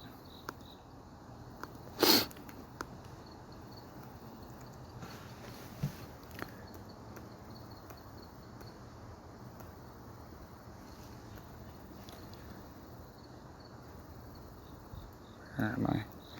Footnote. Pennacook's view that any future capitalist collapse would have as its essential ingredient the, quote, will to revolution of the proletariat, end quote, should serve as a caveat against overestimating the originality of autonomism. I would agree with that. End footnote. In itself, no particular form provided an answer to incorporation, since what was most important was the basis of subversion, namely the workers' self-organized and antagonistic advancement from their existing position of power. But the trade union form could not be made other than a form of incorporation. Even under, quote, normal, end quote, conditions, there is no revolutionary movement. The contradiction does not disappear when, on one side, trade unionism, and on the other, workers' autonomy and its need for development. As Brendel, I'm assuming this is Caillou Brendel, explains, quote, from the very first day of their existence, unions have had the task of mediating between capitalists and workers, mediating in order to extinguish the flames of conflict between the two parties, not to kindle the fire by pouring oil into it, mediating in order to stabilize the antagonistic relationship of workers and capitalists, not to destroy the antagonistic relationship of workers and capitalists. ... Not a single union would ever have been accepted for a single day by any capitalist or employers association if it had not shown that union's capacity for operating a combination of defending and integrating workers, or to be more precise, of integrating workers into the capitalist system by defending them to a certain extent and with regard to specific problems. On the other hand, not a single union would ever have been accepted for a single day by any worker or group of workers if it had not defended them to a certain extent with regard to specific problems. That's what mediation means, end quote. Caillou Brendel. The trade union, end quote, Caillou Brendel, 1992. The trade union is seen as the form par excellence of, quote, encadrement, end quote, of worker struggle.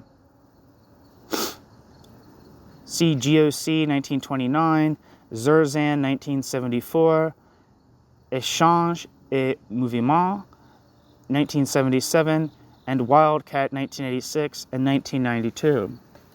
More concretely, It is defined as a large permanent organization of workers in a specific branch or sector, disposing of a permanent apparatus and functioning both to, quote, represent, end quote, workers' interest in negotiations with the aim of maintaining a firm and fast modus vivendi between workers and management, and to regulate strike action and prevent it from becoming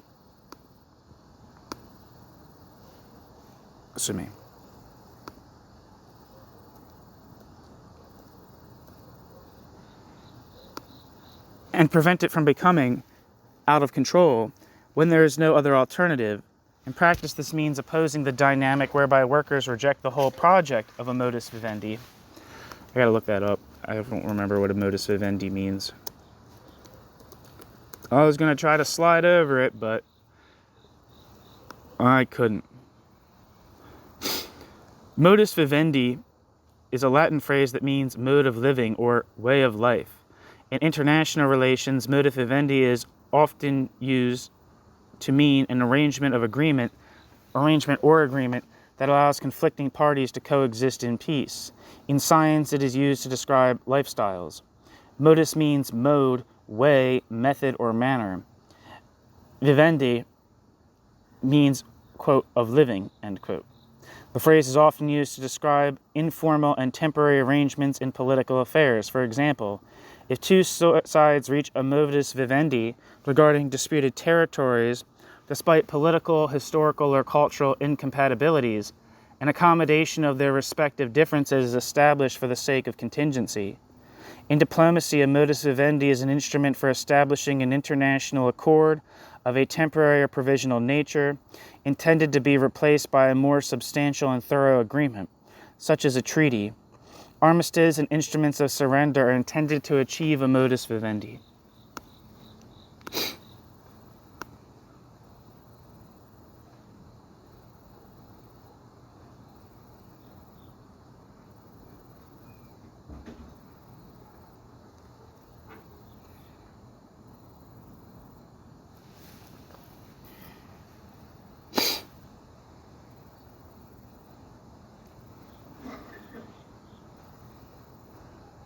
So, where the hell am I?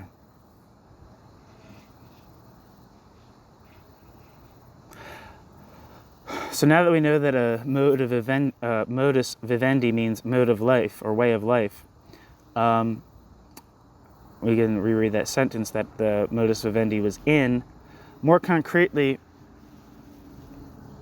the trade union is defined as a large permanent organization of workers in a specific branch or sector, disposing of a permanent apparatus and functioning both to, quote, represent workers' interests in negotiations with the aim of maintaining a firm and fast modus vivendi, way of life, between workers and management, and to regulate strike action and to prevent strike action from becoming out of control when there is no other alternative.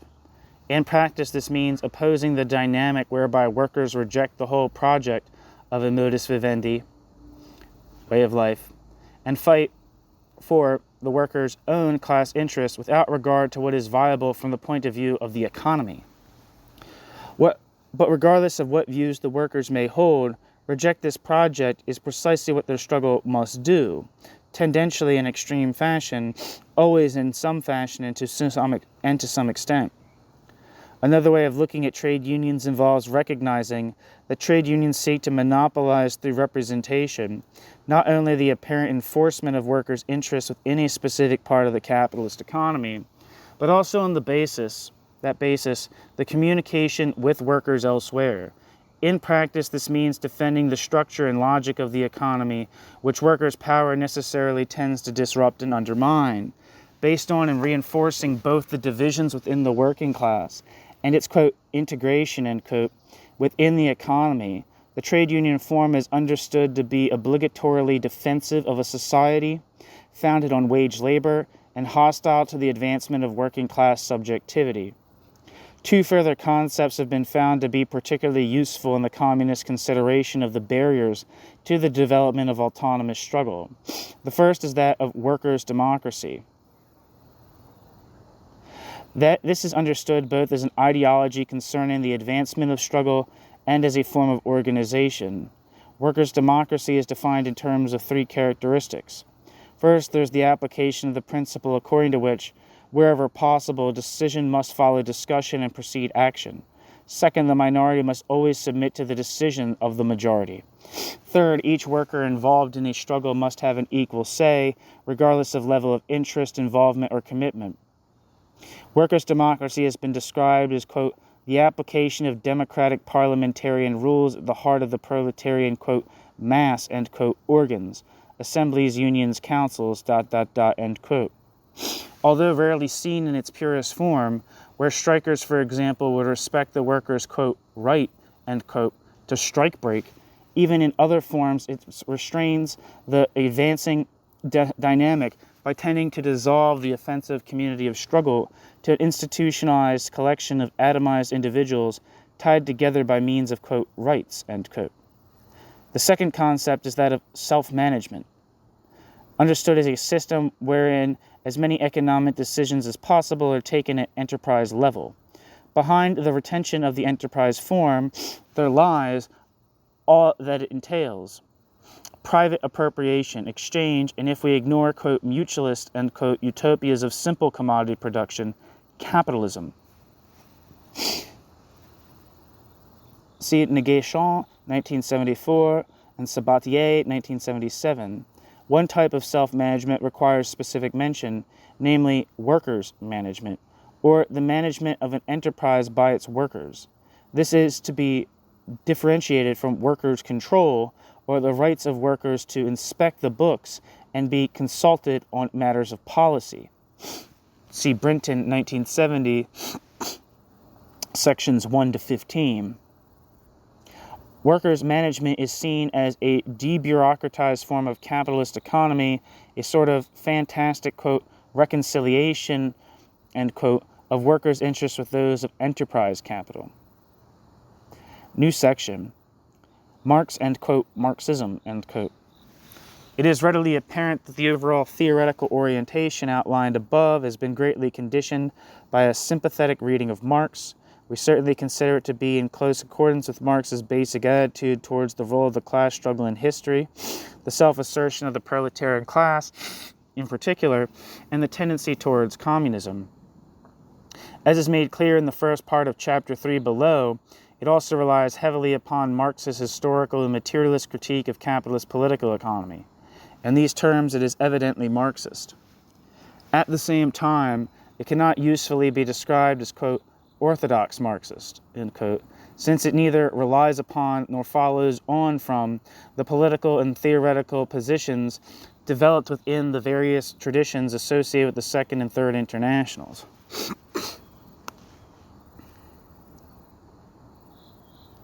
Footnote. The International Working Men's Association, or First International, did not formulate an agreed ideology of any comparable type. End footnote. It is, on the contrary, highly, quote, heterodox, end quote. Being neither social democratic nor Leninist, it is the product rather of a whole separate, quote, heritage, end quote, associated notably with the council communists, the situationists, and the autonomists. The adoption of such an orientation implies a position regarding both social democracy and Leninism, which is notably not only, quote, different, end quote, but also antagonistic. In short, both of these other sets of positions are perceived not simply as being oblivious to proletarian autonomy in theory, but as expressing social interests and aspirations which are radically opposed to it in practice. Social democracy and Leninism, alongside, for that matter, anarchism, are understood to be but parts, in both theory and practice, of the widespread, quote, representation of the working class, end quote, which arose in the late 19th century, and which has wholly opposed itself to working class autonomous practice or power. See De Boer, 1967, para 10, paragraph 100. It follows that whereas the approach described above, along with the theoretical positions of the three movements on which it has drawn, can usefully be characterized as communist, lowercase c, the positions of, quote, orthodox Marxism, end quote, of social democracy and Leninism cannot be so characterized. The matter then remains the use of the term Marxist. 2 points in particular should be clear in relation to this. First, the theories produced by the application of various, quote, orthodox Marxist, end quote, approaches are perceived to have been wholly out of line with the theoretical approach, the practical orientation, and the revolutionary intent displayed by Marx himself from the 1840s on.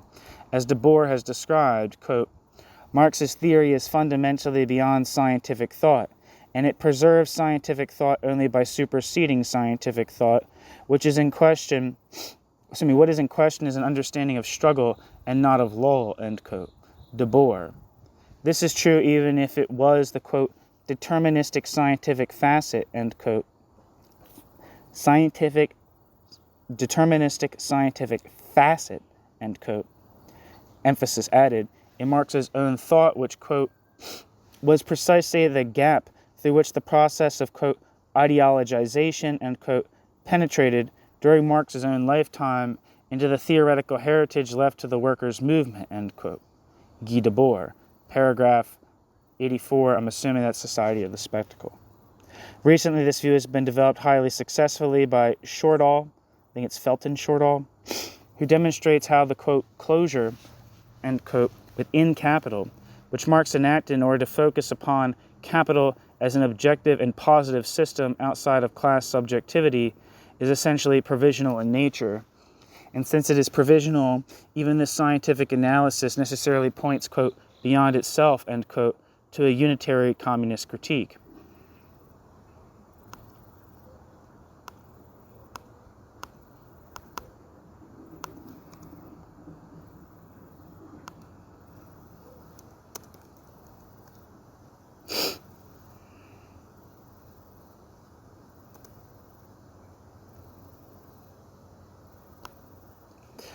Second, the communist insistence on proletarian autonomy and subjectivity on the power disposed of by the working class, while describable as Marxist, cannot be reconciled with any sort of epistemology which argues the, quote, correctness, end quote, of a position with reference mainly or solely to an exegesis of the works of Marx. We have no intention here of arguing in depth that any position is, quote, true, end quote, to Marx, with all its rivals being, quote, false, end quote. To argue thus would imply not only making a full-scale analysis, in the light of various historical developments, of many of the numerous interpretations of Marx's position, and crucially their material roots, see Goldner 1991, but also making a detailed critique of certain of Marx's positions themselves. These are not among the aims of the present work. As a consequence, we have found it possible, and indeed useful, to have more leeway with the term Marxist than with the term communist. When used in very inverted commas, see Chapter 5, the term Marxist thus denotes the various positions which are straightforwardly social democratic or Leninist. When used without them, it denotes those positions which might not necessarily be communist. These are considered in the first section of Chapter 6, but which have been developed outside the mainstream of, quote, orthodox Marxism, end quote, in such a way as to underline, however weakly or strongly, and with whatever reservations, the autonomous power of the workers as a category independent of representation. These we consider in the second part of that chapter.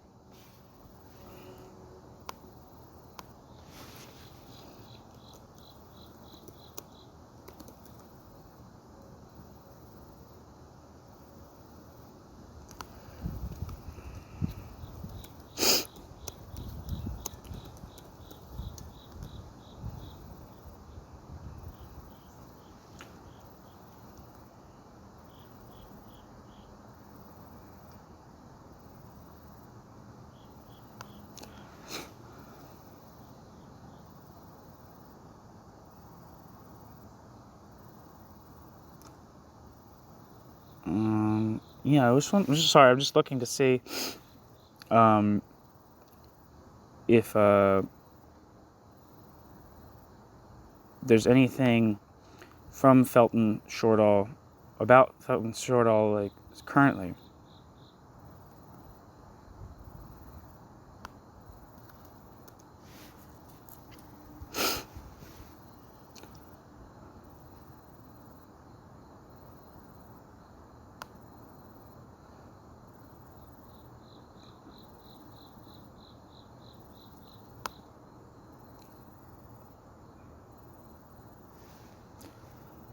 Um,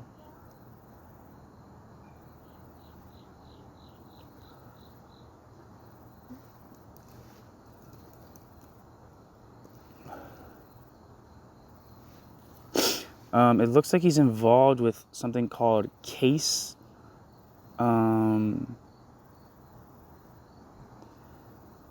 Which is some kind of community advice, support, and education charity, which is like a social justice charity in Brighton. And I think Brighton is where, I mean, I can't, I can't say for sure, but I think Brighton is where Alf Haben came out of.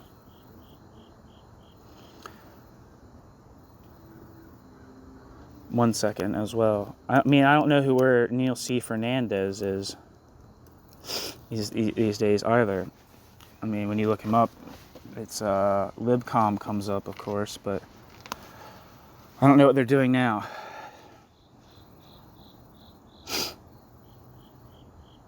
So, sorry about that. Just wanted to look that up.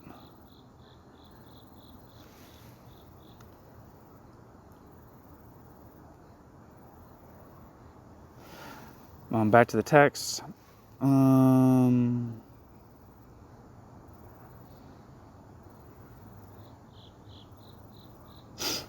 Footnote. Chattopadhyay's work does not fall easily into any of these three categories. Adopting a viewpoint which is neither social democrat nor Leninist, he undoubtedly understands the need for working class self-liberation. I mean, Chattopadhyay speaks highly of Harry Cleaver's reading Capital politically. So I think he's definitely in the, I would say, council communist tradition, if anything. Very much anti-Leninist. Chattopadhyay undoubtedly understands the need for working class self-liberation. Moreover, unlike Dunayevskaya, James, Castoriadis, and Tikhtin, he rejects the concept of a, quote, transitional society, end quote, albeit on the basis of Marxist critique of the Gotha program. But Chattopadhyay does not bring working class struggle into his theory of Soviet capitalism, or at least not explicitly, and theorized in a highly, quote, objectivist, end quote, fashion. Most important in the present context, however, is the fact that his critique of Soviet capitalism's historical development raises questions which seem all but to cry out for a, quote, classist, end quote, resolution. For this reason, I don't know what that means. For this reason, we have considered his work in the second section of Chapter 6, as with the example of autonomism, which stretches workers' autonomy, but bears the weaknesses referred to in the notes above, and as indeed with the critique of the USSR advanced by Tikhtin, which emphasizes workers' power without focusing explicitly on class antagonism. This will hopefully serve as a good illustration of the need to be wary of over-tidy, dogmatic classifications. End footnote. The term communist, meanwhile, without inverted commas, will be used to denote the principles outlined above and influenced by the three specific tendencies mentioned, which council communism, situationism, autonomism. Since all the theories and positions considered are assessed according to the same criteria, the a priori nature of this classification will not constitute a hindrance to the present. Since all the theories and positions considered are assessed according to the same criteria, the a priori nature of this classification will not constitute a hindrance to the precision of the critique. Indeed, providing as it does a reminder of the underlying theoretical and critical orientation we've described in this first chapter, it will, on the contrary, prove a clarificatory significance in the chapters to follow.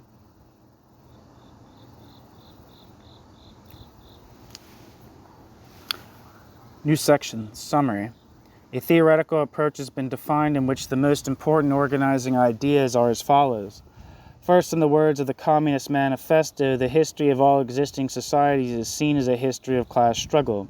Second, this struggle is understood not merely as an objective, quote, conflict of interest, end quote, but as an antagonism in the literal sense, that is, an irreducible contest between class subjects or subjectivities. Third, the fundamental tendency of proletarian struggle, understood to express truly human need, is seen as being towards a revolution which would bring about communism on a world scale. Fourth, and in accordance with the ideas put forward by Marx and the Situationists, communism is understood to be a society without money, commodities, the state, wage, labor, and exploitation, wherein work would be eliminated in favor of a new type of productive activity. There's a little chart here. It's figure 1.1, main concepts introduced in chapter 1. Surplus product, control over the surplus product, capitalist politics, left, extreme left, ultra-left, democracy, incorporation, trade unions, workers' democracy, self-management, class struggle, class composition, antagonism, subjectivity, autonomy, communism, social revolution / communization, dictatorship of the proletariat.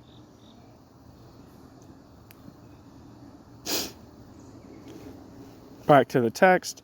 As an example of the application of a communist approach, we have outlined further concepts on a less abstract level in relation to the West.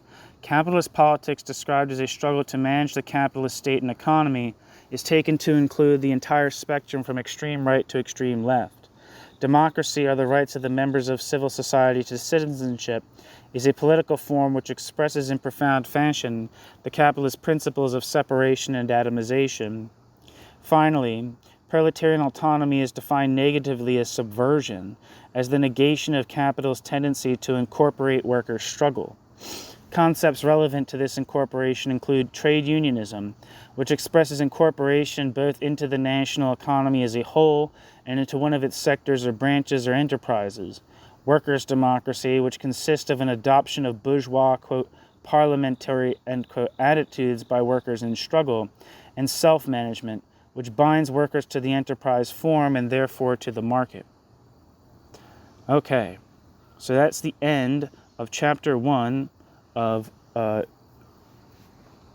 Neil Fernandez's Capitalism and Class Struggle in the USSR. That chapter was titled, or this chapter has been titled, A Communist Approach. The next chapter is titled Soviet Capitalism, A Critique of Existing Theories.